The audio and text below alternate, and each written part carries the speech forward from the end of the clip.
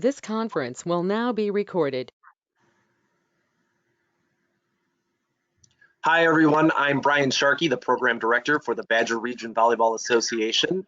Today, we welcome Mike Endsley, the new head men's volleyball coach at Wisconsin Lutheran College, to our 5 Questions With segment. Mike, why don't you go ahead and introduce yourself to folks who are watching this interview here today?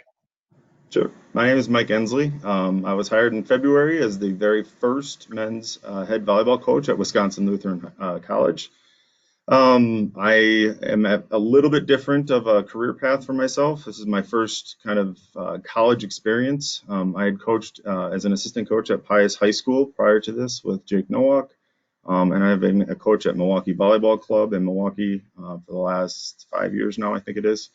Prior to that, I was a research scientist. I have a PhD in pharmacology, toxicology, and I kind of wanted to make a transition into a little bit more on the coaching and teaching side. So it's who I am. That's awesome. Mike and I have known each other for quite a few years, playing volleyball against each other in college.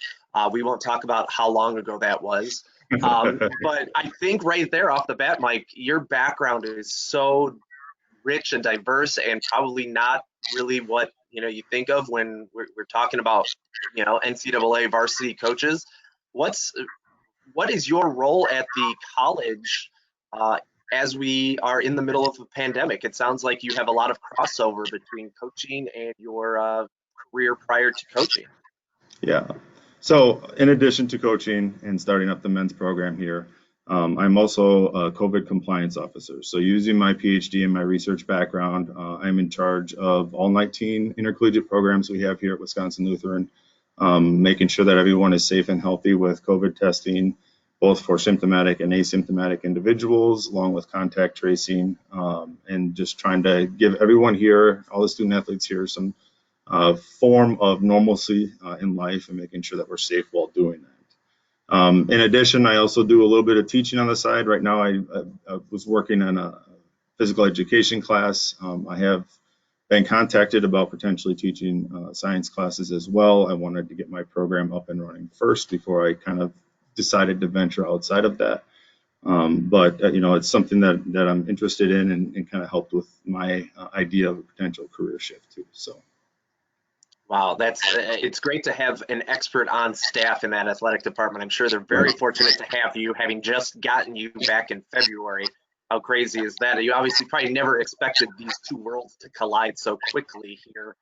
Not at all. Like it was, it was one of those things where it's just perfect timing for everything and everybody. So I'm glad to be of service of my athletics department and my university.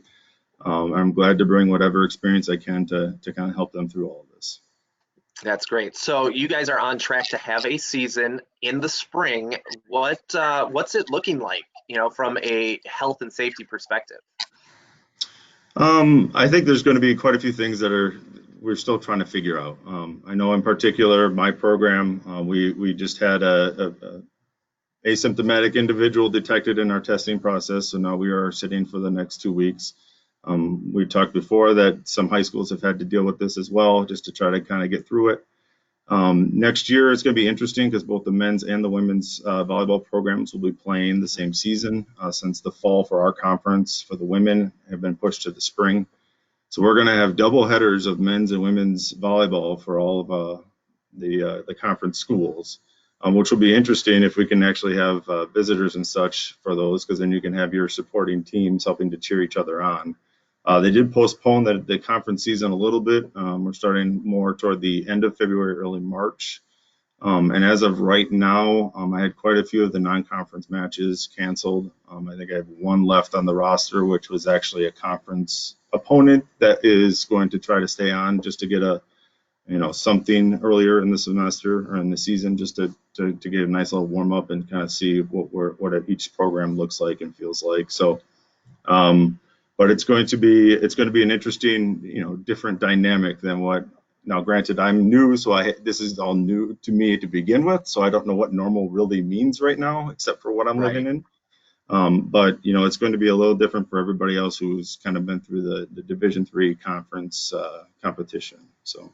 Yeah. Well, let's talk about that Division III conference that you're in. The NAC is one of the strongest Division III men's conferences in the country, with schools in Wisconsin and Northern Illinois that are traditional powerhouses.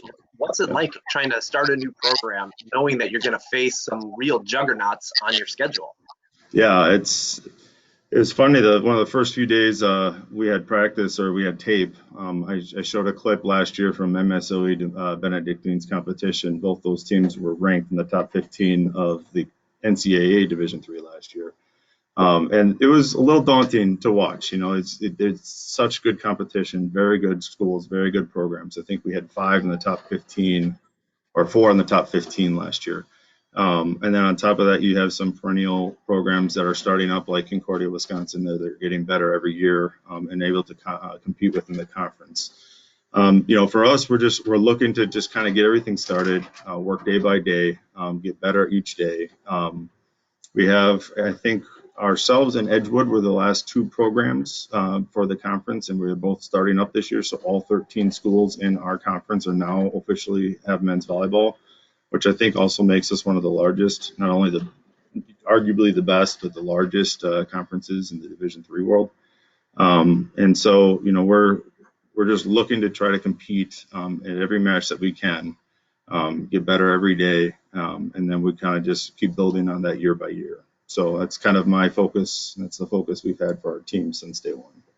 Yeah, and obviously, in addition to Concordia, Mequon, and St. Norbert, and Edgewood, and Wisconsin Lutheran, you also have Carthage, who's competed for a national title right here in your backyard.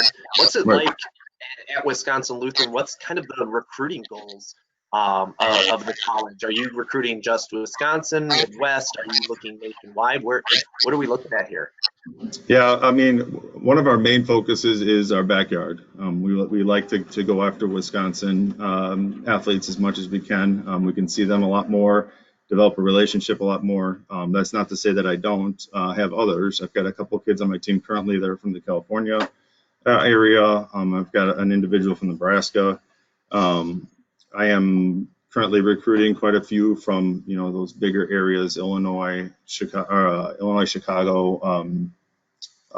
LA area, the ones that bigger boys volleyball hub.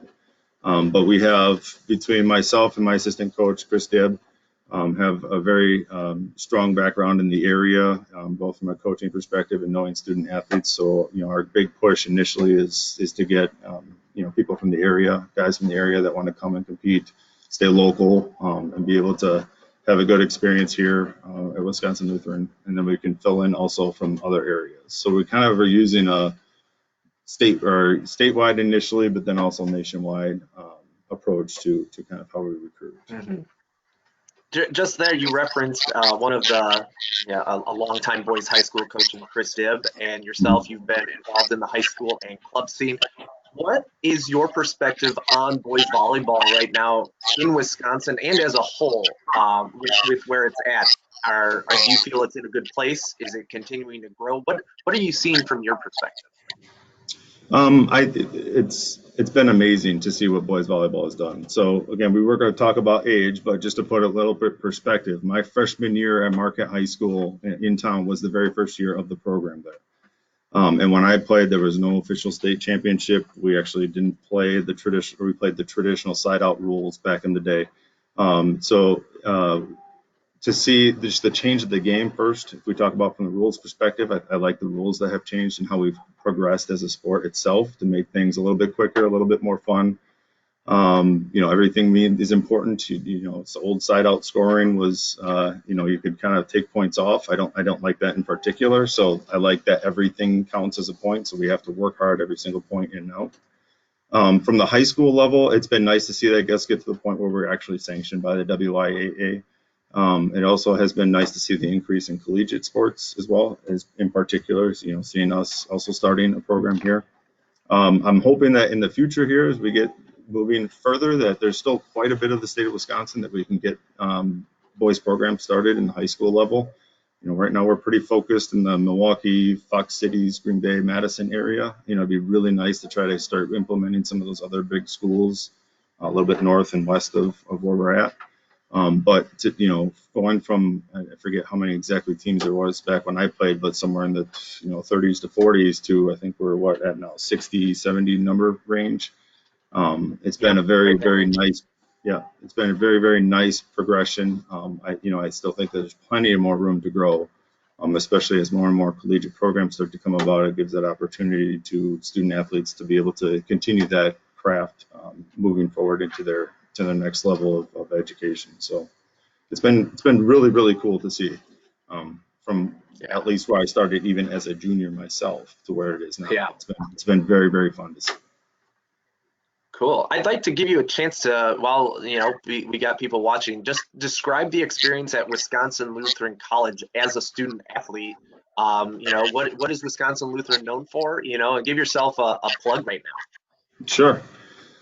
So, Wisconsin Lutheran College is it right? I mean, actually, if most of you remember, the old state championship was held in our gymnasium for quite a few years. We're right in the middle of Milwaukee, right next to the Milwaukee Medical Complex. From a student athlete perspective, we are very heavy in student athletes. I think we're somewhere around the lines of 50 to 60% of all students on campus are student athletes. So we're a student athlete heavy organization. We have some very strong majors especially in the health sciences, education, and accounting business area. That's kind of our big background that we have, especially with the health sciences, with our connection to the medical college and Freighter right across the street. We have quite a few unique majors that come through through MCW and WLC, kind of mixed together. So it's definitely one that if you're interested in sciences, we definitely have a neat array of majors that we can offer you. As far as it's just a very close-knit Christian environment. We have we're arguably the best dorms in the state. We've been ranked at that over and over again. Brand new dorms. Some of them look like straight apartments with like granite countertops and all that stuff. So if you're looking to move into some nice digs for moving on campus, we've got that for you here. It's also very, very tight in terms of the location. You're not going to be walking a ton, especially in those cold mornings in the wintertime. We have everything set for you pretty nice and close. And then, we have many, many, many things that we can offer. Again, 19 intercollegiate sports. I can't tell you how many different clubs that are available. There's always something on campus. We have some great relationships with the neighborhood. It's really, really a neat environment to kind of grow, both not only as yourself as a student, but as a future Christian leader of the world. We can offer both of those things to you. Cool. At the beginning of that, you referenced the WIAA state championships, which this year for boys is going to be in Burlington. Last year it was in Green Bay as part of the boys and girls state championship. Right. Would Wisconsin Lutheran ever want to have the boys championship back? Absolutely. Without a doubt. There's no question in my mind. We've had many conversations even about that on campus, but yeah, we would always be open to that opportunity here on campus. It was one of those things that the university itself loved even before they even started their program. I can tell you from my perspective, I would absolutely love to have it here. It's a nice recruiting tool, bring you guys in, see what it looks like. But yeah, absolutely. I kind of figured that was an easy softball question for you. What's been the best part about the new gig for you? What have you enjoyed the most? So if I go back to like what I was doing before, a lot of research science is kind of in labs by yourself, headphones in, and I didn't have a ton of interaction with other people. I kind of got that outlet for myself as I was coaching the juniors level, both at the high school and the club level. And I felt myself like wanting that interaction more, that ability to kind of help teach, mentor, have, good connections with individuals and helping them grow. And the more I worked on the coaching side, the more draw I had to it. So for me, it's just, really enjoying good contact with other people. The athletic staff here has been amazing, helping me get through the transition of going from never having any kind of experience at the collegiate level to where I kind of am now. I've been able to help with my background, obviously with the COVID situations that we have now, but it's been just the drive and the pull to have those close contacts with student athletes and other people in the university. Oh, that's great. I don't want to take up more of your time, Mike, than we've already have, and we greatly appreciate you visiting with us today. Is there anything else you wanted to add for anybody watching at home or for the publications that'll come out regarding this story? No, I think the only thing I'm going to kind of push, and I think most college coaches would say the same thing, is if you're interested in a school or if you're interested in playing volleyball, please feel free to contact us. We're always open. We'll run through everything about the school. We can get you an idea. I can come watch you play, in high school and college or in club. So it's very hard sometimes to get the coverage of as many players as there are out there. For right now, my staff is myself and my assistant coach, Chris Dibbs. So we're just trying to make sure that we get, enough coverage across all the different programs and clubs and everything else across the nation.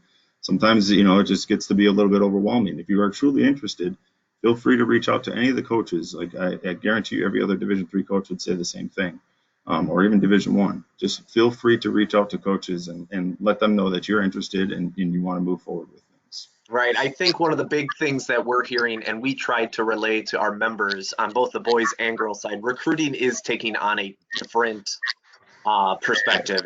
It's definitely changed compared to how it was last year during the pandemic, where a lot of the D1s, you can't even get out of their offices during the dead time. And we're doing our best to get that word out. And I'm sure that Division III and your institution in general has its own recruiting guidelines that are probably different than they were 8 months ago. So we're all kind of having to adjust here on the fly to getting kids on campus, helping them see the campus, seeing them play in person, which for some of us, can't happen. So right. It's always best to keep those lines of communication with those coaches open. Right. Absolutely. I love hearing when someone is interested in coming, or at least interested in WLC and wanting to continue further. So feel free to contact myself or any other coach that you are interested in going to. I think that's the biggest thing I have, is just maintaining that communication between yourself and the coaches for the future. Absolutely. Awesome, Mike. We greatly appreciate you joining us here today. We will be in contact and hope to be hearing from you again soon. Best of luck this year. Excellent. Thank you, Brian. Go Warriors.